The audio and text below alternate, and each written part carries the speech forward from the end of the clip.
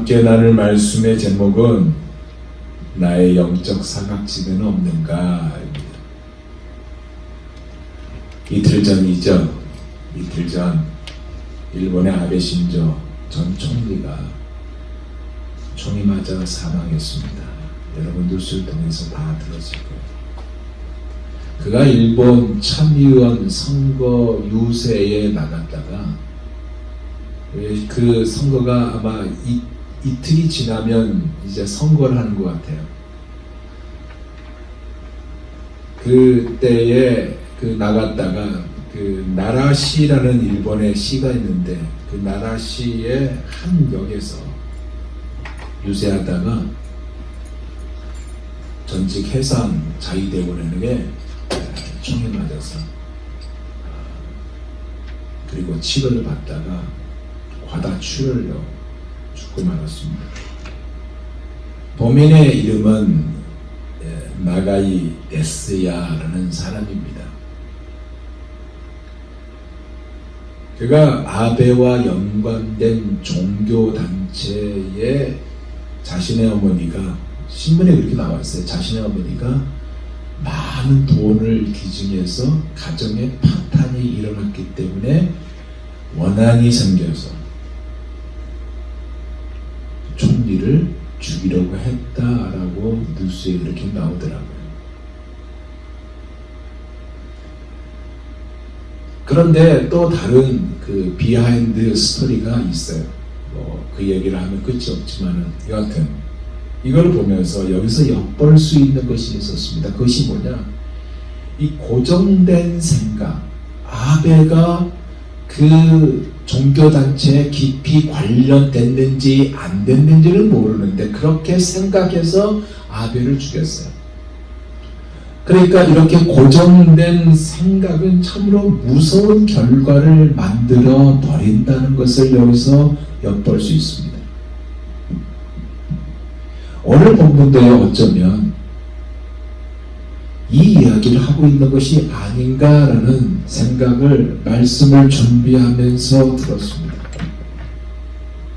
오늘 본문의 내용을 잠시 나누면 이렇습니다. 바리새인과 서기관들이요 예수님께 와서 따졌어요. 당신의 제자들이요 음식을 먹을 때 손을 씻지 않는다는 거예요. 이게 즉 장로들의 유전인데 이 장로들의 유전을 범한다는 것입니다. 그것이 뭐냐? 떡 먹을 때 손을 씻지 아니한다 이거예요. 이것을 가지고 얘기하니까 즉 걸고 넘어진 거거든요. 걸고 넘어지니까 예수님은 무슨 얘기를 하시냐면 예수님은 하나님의 뜻이 무엇인지를 그들에게 바로 가르쳐 준 것이 오늘 본문이에요. 그러면서 입에서 나오는 것이 더러운 것이라고 하면서 그들이 가지고 있는 문제점, 그럼 이들이 하나님께 무엇을 드리면 부모에게는 안 드려도 괜찮다고 가르쳤던 이것이 바로 잘못된 것이다. 하나님께 대한 의무 때문에 사람에 대한 의무는 안 해도 된다는 것이 아니라 하나님의 뜻은 부모를 공경하고 서로 사랑하는 것이며 그리고 결국 너희들은 소경이고 이 소경된 자들의 결과가 무엇인지를 말씀하고 있는 것이 오늘 본문에 담겨있는 내용이에요. 아까도 말했듯이 그들이 걸고 넘어진 것이 뭐냐? 떡을 먹을 때 손을 씻지 않은 부분입니다. 여러분 우리가 밥을 먹을 때 손을 씻고 밥을 먹지 않습니까? 특히 이제 쌈을 먹을 때는 반드시 손을 씻어야 됩니다. 왜? 손을 씻어야 위생에 좋은 것이 정상이에요. 안 그래요? 그리고 장로들의 교훈은 그것이 성경에 어긋나지 않는다면 다르고 그리고 실천하고 이런 것이 옳고 덕스러운 일입니다. 교회 장로라든가 교회 어른이 이렇게 얘기하면 그것이 성경에 위배되지 않는다면 따르고 실천하는 것이 덕스럽고 좋은 이야기란 얘기예요. 그런데 그렇다고 해서 여러분 떡을 먹을 때 밥을 먹을 때 손을 씻지 않는 것이 그렇게 큰 비난거리냐? 또 그렇지 않아요.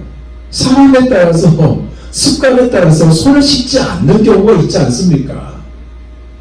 비난할 만큼 큰 문제가 아니란 얘기입니다. 즉 자기들의 전통에 맞지 않으면 무슨 큰 잘못이라도 한 것처럼 남을 비난하는 이것을 가지고 주님이 지적하고 있어요.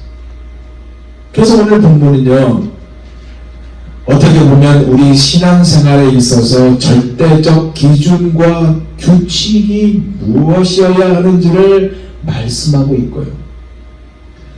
또한 나 자신을 바라봤을 때 나에게 있는 영적 사각지대가 있다면 그것이 무엇인지를 묻고 있는 말씀이 오늘 본문입니다.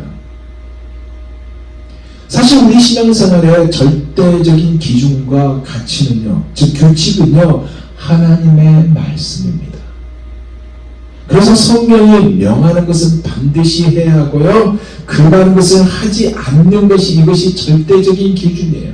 그런데 대부분은요, 사람의 전통과 교회의 전통과 이러한 교훈으로 이것이 주관적인 입장이 많거든요. 이것으로 하나님의 계명을 폐하는 경우가 있다는 것이 문제입니다.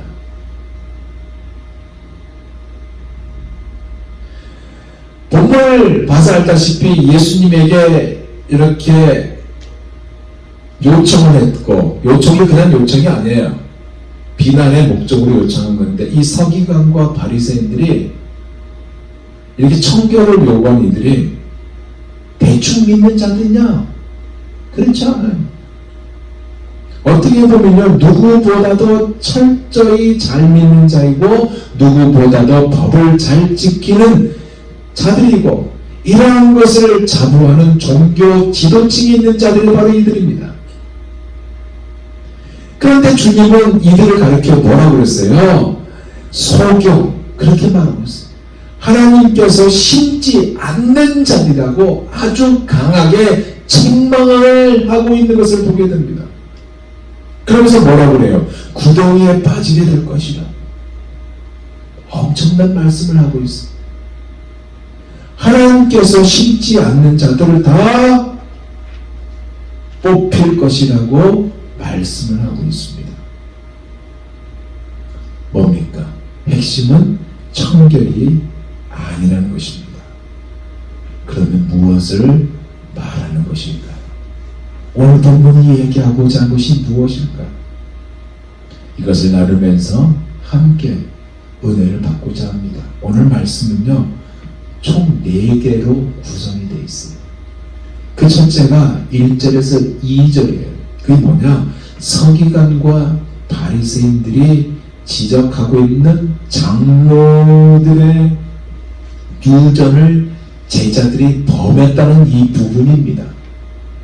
그리고 두 번째는 3절에서 9절까지의 말씀인데, 예수님이 장로의 유전을 범했다고 말하는 이것에 대해서 답을 해주는 말씀이 두 번째 구성이고요. 세 번째는 10절과 11절 그리고 15절에서 20절 이렇게 두 개의 말씀으로 엮여져 있는데, 사람을 더럽게 하는 것이 무엇인지를 말씀하고 있는 것이 세 번째고, 마지막 네 번째는 12절에서 14절 말씀입니다. 소경의 종말, 즉 바리새인과 서기관들에 대한 종말에 대해서 말씀하고 있는 것이 마지막 부분입니다. 이렇게 총 4개로 구성되어 있어요. 먼저 첫째로 장로들의 유전을 범한 제자들 한번 보자고요. 범했다고 했어요, 이들이. 그러면 여러분, 대단히 큰 문제점처럼 보이죠. 왜? 범했기 때문에. 그런데 사실 그렇지 않습니다. 왜냐하면 이들이 이 이야기를 꺼낸 배경이 있어요. 그것이 뭐냐? 장로들이 유전을 범했다고 이렇게 트집을 잡은 그 배경이 있는 거예요. 우리가 지난주까지 나눴던 말씀 여러분 기억나십니까? 오병이의 기적을 인해서 온 남자 5,000명이 떡 5덩어리와 물고기 2마리로 하나님의 놀라운 기적을 체험했어요. 그리고 제자들을 먼저 보내고 예수님은 하나님과 만나기 위해서 기도하러 가셨다고 그랬습니다. 근데 배가 가다가 풍랑을 만나잖아요. 그때가 새벽 3시라고 그랬어요. 여러분 기억나시죠? 그러니까 너무 고생하고 있으니까 예수님 물 위를 걸어가셨습니다. 그죠? 물 위를 걸어간 얘기를 우리가 나눴어요. 지난주에. 네.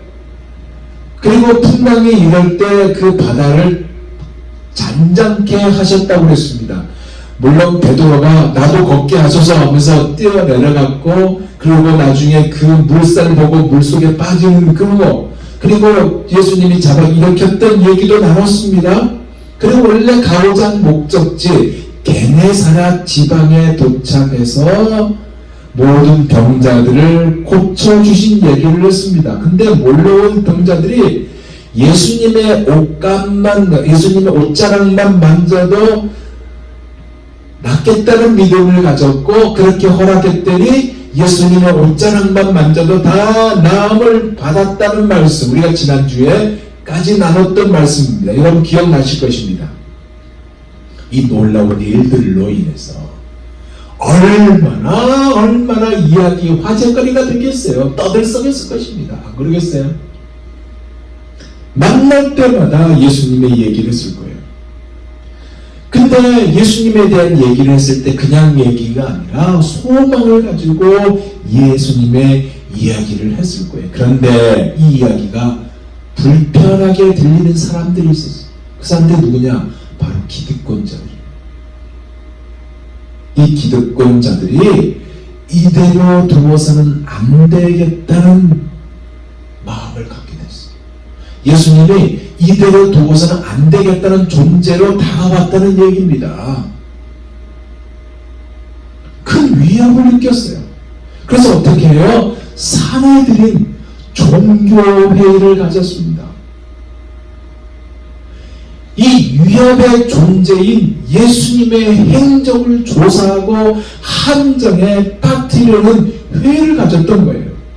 그래서 조사관을 파견하게 되었고, 이 파견된 자들이 오늘 본문에서 트집을 잡고 있는 서기관과 바리새인입니다. 그 1절에 보세요. 그때 바리새인과, 그때 누구냐? 사내들인 공회에 회의를 거친 다음에 그 얘기입니다. 바리새인과 서기관들이 예루살렘으로부터 사내들인 공회에서 파송을 받아서 예수께 나와 가로되, 이들의 목적은 뭐라고요? 함정을 만들려는 것이었어요. 그죠? 그래서 그냥 대충 자들을 보낸 게 아니고 율법의 전문가들을 보냈던 거예요. 그런데 자세히 살펴보니까 별다른 제목이 없는 거예요. 그래서 걸고 넘어진 것이 장로들의 유전에 근거한 음식을 먹을 때 손을 씻지 않는 이 부분이었던 것입니다. 2절을 볼까요? 당신의 제자들이 어찌하여 장로들의 유전을 범하나이까? 떡 먹을 때에 손을 씻지 아니하나이다. 그러면 장로들의 유전은 어떤 것일까요? 여러분, 이스라엘 백성들에게 사실이 있어서 기록된 문서는요, 토라, 모세 오경입니다. 그런데 이것 말고 모세가요, 말로 전해준 율법이 있다고 이들이 생각했어요. 문서로 기록되지 않았지만 입으로 전해진 율법이 있다고 생각한 거예요. 그래서 이들이요, 포로 시대 이후에, 바벨론 포로 갔잖아요. 포로 시대 이후에 율법 전문가들이에요. 이들 가르쳐서 랍비라고 합니다. 랍비. 이 랍비라고 칭해지는 서기관 학파에 의해서 생겨난 것이 장로들의 유전입니다. 나중에 문자로 집대성을 했어요. 이것이 장로들의 유전입니다.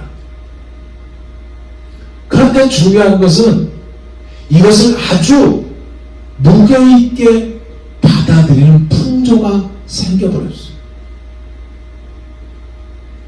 이것을 만든 것은 나름대로 생각하기를 하나님께서 주신 율법은 자세하지 않다고 그들이 생각한 거예요. 그냥 굵게 있으니까 그 안에 세부적인 것이 없다고 생각한 거예요.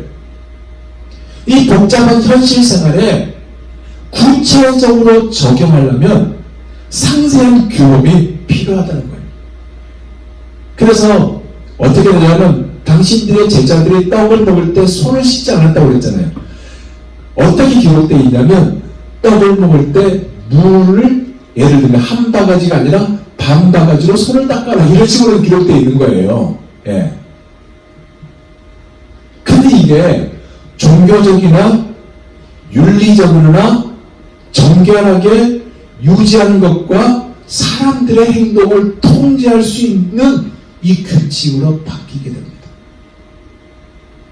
이것을 행위법 또는 행동세칙, 즉 장로들의 유전인 것입니다. 이것을 입으로, 즉 구전으로 전해왔고 후대에 와서 이것을 문서화했습니다. 이 문서가 바로 뭐냐? 탈무드예요. 탈무드. 여러분 탈무드에서 들어보셨죠? 바로 이것이 장로들의 유전입니다. 탈무드는 구전, 입으로 전해진 율법이고 모세 율법, 즉 문서화된 토라의 모세 율법에 울타리 율법이라고 그렇게 명명합니다. 그런데요, 문제가 뭐냐? 이 장로들의 유전이요, 성경과 대립이 되고 있는 부분입니다. 예. 즉 성경이 우선인데 성경보다 이 유전이 존중되었던 거예요. 여기에 몸을 정결케 하는 항목에서 음식을 먹기 전에 손을 씻어야 하는 규칙이 있고 손을 씻을 때 아까 말했듯이 얼마만큼의 물로 씻어야 하는 것까지 정해져 있습니다. 즉 위생 차원이 아니라 종교적 차원으로 변모해 버린 것입니다. 이 같은 사고방식이요, 하나님의 뜻을 왜곡시키거나 복잡한 형식적 규례들로 나타나서 백성들에게 내적 신앙보다는 외적인 종교 형식에 더 준수하도록 만드는 멍해로 씌워버렸던 겁니다. 그래서 예수님이 지적하고 있는 부분이 두 번째 예수님의 답변입니다. 3절에서 6절 보세요. 대답하여 가라사대 너희는 어찌하니 너희 유전으로 하나님의 계명을 범하느냐. 하나님이 이러셨을 때 내 부모를 공경하라 하시고 또 아비나 어미를 해방하는 자는 반드시 죽으리라 하셨거든요. 그러니까 지금 이 10계명의 5계명을 가지고 지금 거론하신 겁니다. 예수님이 너희는 가로되 누구든지 또 아비나 어미를 해방한 자는 반드시 죽이리라 하셨거늘 너희는 가로되 누구든지 아비에게나 어미에게 말하기를 내가 드려 유익하게 할 것이 하나님께 드림이 되었다고 하기만 하면 그 부모를 공경할 것이 없다 하여 너희 유전으로 하나님의 말씀을 폐하는도다. 이게 무슨 얘기냐면 고르반이라는 얘기를 해요. 고르반은 뭐냐면 하나님께 바쳐진 예물이라는 거예요. 하나님께 드려진 것을 말한 것이 고르반입니다. 그러니까 예수님이 이 고르반을 예로 꺼낸 거예요. 그래서 10계명, 5계명 중에 부모 공경 조항의 부분을 예수님이 오늘 여기서 끄집어내고 있던 겁니다. 그것이 뭐냐? 출애굽기 20장 12절에 내 부모를 공경하라. 그리하면 너희 하나님 나 여호와가 내가 준 땅에서 내 생명이 길리라. 그렇게 말씀하셨고 만일에 이것을 어기면 형벌을 받는다고 21장 17절에 말씀하고 있어요. 그 아비나 어미를 저주한 자는 반드시 죽일지니라. 그렇게 되어 있거든요. 이것은 당연히 지켜야 하는 것인데 이들은요 자신들의 잘못에 안전장치를 거기다가 걸어버렸던 거예요. 이 장로들의 유전에. 그게 뭐냐? 부모 공경을 교묘하게 회피하도록 만들었어요. 부모 부모를 섬겨야 할 어떤 것이 있다면 골반 이렇게 선택을 해요. 골반 선언을 해요. 즉 하나님께 바친 물건 이렇게 말하면 다 통과된다고 말하고. 예를 들면 여러분이 농사를 지었어요. 쌀 농사를 만약에 100마지를 짓다고 합시다.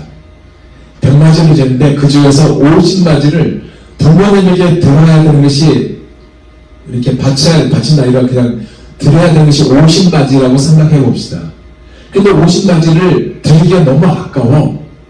한 10마지만 드려도 되겠다는 생각을 자기가 판단한 겁니다. 그래서 40마지를 자기가 갖고 싶어. 어떻게? 골반 그런 거예요. 골반 하면 50마지를 바칠 것을 40마지, 이게 10마지를 바쳐도 된다. 그리고 40마지를 자기가 착복하는 겁니다. 예수님이 말씀하고 있는 것은 이거예요. 장로들의 유전은 당연히 율법을 더 잘 지키기 위해서 만들어져야 하는 규칙인데 하나님의 법을 거스르는 내용이 있다고 말씀하고 있는 겁니다.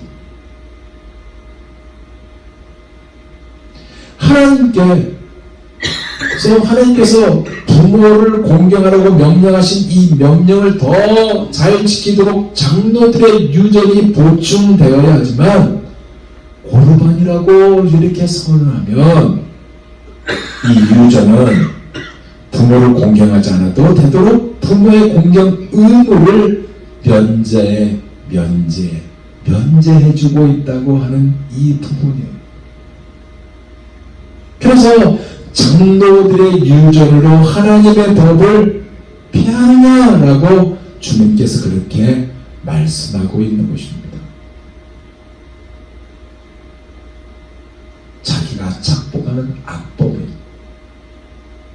그러면서 주님이 뭐라고 말씀하시냐면 이사야서에 나온 말씀을 꺼내셔서 그들의 부패성을 고발하고 있습니다. 그것이 7절에서 9절에 외식하는 자들아 이사야가 너희에게 대하여 잘 예언하였도다. 일렀을 때 이 백성이 입술로는 나를 존경하되 마음은 내게서 멀도다. 사람의 계명으로 교훈을 삼아 가르치니 나를 헛되이 경배하는도다 하였느니라 하시고. 바꿔 말하면 이거예요. 너희들이 만든 교훈과 법으로 사람을 가르치니 이 예배는 헛된 예배다. 그 말씀입니다. 그러니까 하나님을 경배한다는 허울은 너희들 즉 자신들의 욕심을 채우는 당시의 종교의 실상을 고발하고 있는 것이고 율법을 연구하고 율법을 해석하는 이들은 남에게 율법의 무거운 짐을 지게 하였지 자기들은 율법을 지키지 않는 부패한 자다. 그 얘기입니다.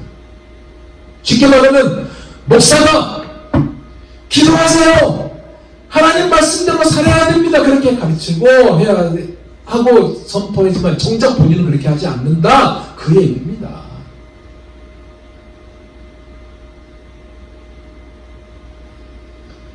그러면서 세 번째로 주님이 뭐라고 그랬냐면 사람을 더럽게 하는 것에 대해서 말씀하고 있어요. 그것이 10절에서 11절입니다. 무리들을 불러 이르시되 듣고 깨달으라. 입에 들어가는 것이 사람을 더럽게 하는 것이 아니라 입에서 나오는 그것이 사람을 더럽게 하는 것입니다. 여러분 음식을 먹으면 그 음식 들어가는 것이 더러운 거 아니에요. 그냥 우리 분비물로 나오고 다 소화하고 그러지 않습니까? 근데 입에서 나오는 것이 더럽다고 말씀하고 있네요. 이 말씀은 결국 뭡니까? 주님이 말씀하시는 뭐냐면 장로들의 유전을 믿고 손을 씻지 않고 음식을 만지면 그 음식은 부정하고 그 음식을 먹은 사람도 다 부정한 사람이 된다고 너희들이 그렇게 믿는 이것에 대한 정확한 답을 주님이 주고 있는 거예요. 그 시작의 말씀을 주님이 뭐라고 하냐 듣고 깨달으라 그렇게 말씀하고 있어요. 그럼 무엇을 듣고 깨달아야 한다는 말씀일까요? 입으로 들어가는 음식이 사람을 더럽게 하는 것이 아니라 입에서 나오는 것이 더럽게 한다는 것을 깨달으라, 그 얘기입니다. 이 말씀이 이해가 되지 않았어요, 베드로가. 그래서 이 비유를 설명해 달라고 예수님에게 말했습니다. 15절에 16절. 베드로가 대답하여 가로되 이 비유를 우리에게 설명하여 주옵소서. 예수님이 뭐라고 그래요? 예수께서 가라사대 너희도 아직까지 깨달음이 없느냐? 아직도 깨닫지 못하느냐고 물으시는 말씀을 하고 있어요. 이제는 알만할 때가 됐지 않느니? 너 나랑 이렇게 같이 다니면서 내가 무엇을 했는지 너희들 봤을 텐데 아직도 깨닫지 못하니, 그 얘기예요. 예를 들어서 너희들 그동안 안식일에 및 이삭을 잘만 먹은 일을 통해서 깨달음이 있지 않느냐? 산상수훈을 통해서 들은 말씀이 있지 않느냐? 천국 비유를 통해서 들은 말씀이 있지 않느냐? 새 교훈을 가르쳤는데도 이 교훈을 알아듣지 못하는 것에 대한 책망을 주님이 하고 있어요. 그러면서 비유에 대해서 알려달라는 것을 거절하지 않냐고 주님은 또 가르쳐 두고 있습니다. 입으로 들어가는 것은 뱃속을 거쳐서 다 뒤로 빠져나가 없어져 버린다는 것. 입으로 들어가는 음식이 사람을 결코 더럽게 하는 것이 아니라 입에서 나오는 것, 즉 마음에서 나오는 행동이 사람을 더럽게 한다고 말씀하고 있는 겁니다. 악한 생각이요 행동으로 옮기게 되고 사람을 더럽게 만들고 미워하고 시기하는 것들이 다 어디서 나와요? 마음에서 나오잖아요. 음탕한 생각이나 간은 어디서 나와요? 마음에서 나와요. 이것이 사람을 더럽게 한다, 그 얘기입니다. 남의 것을 훔치는 도둑질이나 거짓말도 이거 다 어디서 나와요? 마음에서부터 시작되거든요. 결국 사람을 더럽게 한다는 겁니다. 그러니 씻지 않는 손으로 먹는 것이 사람을 더럽게 할 수 없다는 말씀이 예수님의 말씀이고, 마음에서 나온다고 하는 것들은 모두 십계명에서 하나님이 주신 계명에서 하지 말라고 이미 금한 것인데, 이것을 무시한 채 유적만 내세운 저들의 큰 잘못을 주님은 노골적으로 고발하고 지적하신 것입니다. 이제 마지막 네 번째로 서기관과 바리새인, 소경이라고 했잖아요. 이들에 대한 종말이 무엇인지에 대해서 말씀하고 있습니다. 예수님은 이렇게 말씀하시니까, 예수님이 이렇게 말씀하니까 제자들이 이런 말을 합니다. 보세요. 이제 제자들이 나와 가로되 바리새인들이 이 말씀을 듣고 걸림이 된 줄 아시나이까? 이게 무슨 말이냐면요, 제자들이 걱정한 거예요. 예수님의 말씀에 이들이 실족하게 할 수 있다는 거예요. 예수님 말씀 때문에 시험 받아서요, 이들이 어쩔 줄 모르고 있는 거 아시나이까? 그렇게 묻는 거예요. 근데 예수님의 답이 뭐예요? 14절 보니까 그냥 두라. 근데 그냥 두라? 그냥 두라. 그럼 왜 그냥 두라고 하셨을까요? 서기관과 바리새인들이나 유대인들은 입이 가라지는 것입니다. 그래서 13절에 뭐라고 그러냐면, 심은 것마다 내 하늘 아버지께서 심지 않는 것은 뽑힐 것이니 라고 말씀하고 있어요. 무슨 얘기냐? 하나님이 심어 놓은 것이 있고요, 사람이 심어 놓은 것이 있는데, 하나님은 마음밭에 씨, 하나님의 말씀을 심었고, 사람은 육체밭, 즉 행위적인 것에 씨를 심어서 비록 같이 자라고 있지만 나중에, 즉 추수 때, 심판 때에 처리하겠다는 무서운 말씀을 하고 있는 것입니다. 장로의 유정 같은 것은 하나님이 심지 않는 것이나 이런 것들을 지키고 하나님의 율법을 버린 자들은 하나님께서 심지 않는 자들이고, 그래서 때가 되면 하나님께서 다 뽑아버리실 것이다. 이 말씀을 하고 있다는 거예요. 그래서 이것을 가르치는 바리새인들과 서기관들을 가리켜서 눈이 어두운 소경이다, 자기들의 앞을 못 보면서 남들에게 길을 인도한다라고 말씀하고 있고, 둘이 다 어디에 빠지게 된다고요? 구덩이에 빠진다. 둘 다 심판날에 심판을 받게 된다는 이 말씀을 하고 있는 것이 그 마지막 부분입니다. 그럼 이제 말씀을 마무리하면서, 나에게도 이러한 영적 사각지대가 없을까? 라고 한번 돌아보기를 바랍니다. 나에게도 사람을 더럽게 하는 것이 없을까?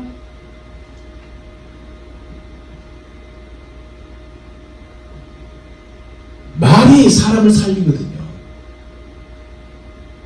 그런데 말로 힘들게 하는 것이 없을까? 근데 말을 하게 될 때는 마음에서 나오는 거거든요. 사람의 교훈을 하나님의 교훈보다 더 높이는 것이 없을까? 성경에 분명히 가르침이 있는데도 성경에 없는 것을 끌어들여서 지키도록 강요하고, 그렇게 하지 않는 사람을 옳지 않다고 비판하고 정죄하는 것이 나에게 없을까? 아무리 오랜 전통을 가지고 있는 교파라도, 아니 오랫동안 존재됐던 교회라 할지라도 성경에 있는 것을 지키지 않거나 자기들 편의대로 내 마음대로 내가 편해지려고 변경시키고 진행시키고 시행하거나 성경에 없는 것을 시행한다면 이것이 결국 뭐겠어요? 사람을 더럽게 하는 것이고, 그래서 주님으로부터 그냥 두라라는 무서운 말을 듣게 된다는 얘기입니다. 사랑하는 여러분, 그럼 우리가 어떤 라인에 서야 할까요? 장로들의 유전을 지켜가는 서기관과 바리새인 라인에 서야 할까요? 맞아요. 이건 오랜 전통에 따른 정결의식이 고집되어 있는 단체입니다. 여러 세대를 거쳐서 검증된 가르침에 근거한 라인이에요. 합리적인 라인입니다. 그 라인에 서야 될까요? 아니면 예수님의 가르침에, 예수님의 라인에 서야 될까요? 예수님의 가르침을 따르면요, 어쩌면 이 정통이라는 이 커다란 무리에서 죄됩니다. 특혜도 누릴 수가 없어요.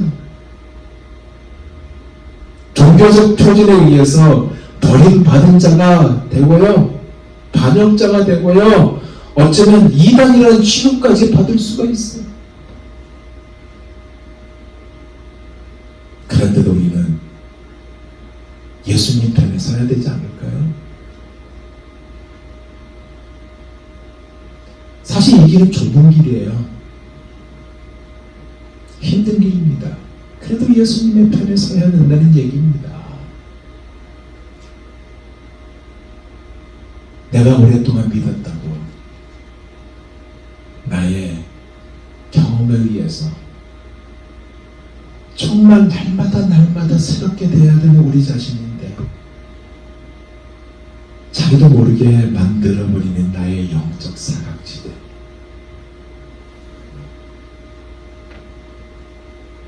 이 영적 사각지대에서 우리가 벗어나 계속적으로 영적으로 건강해지고요, 하나님이 기뻐하는 우리들, 하나님의 뜻을 이루어가는 우리 사랑의 교회가 되기를 간절히 소원해 봅니다. 기도하겠습니다. 하나님 감사합니다. 오늘 말씀을 통해서 다시 한번 우리의 영적 사각지대가 무엇인지를 돌아보게 하시고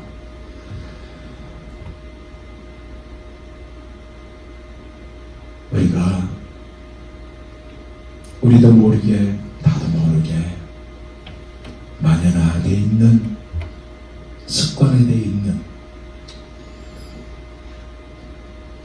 하나님의 말씀에 없는 하나님이 원하지 않는 것이 있다면 돌이켜서 하나님이 기뻐하신 자리에 서서 날마다 세워지고 주님을 닮아가고 주님의 뜻을 이루어갈 수 있는 우리 모두 우리 교회가 되게 하여 주옵소서. 예수님 이름으로 기도합니다.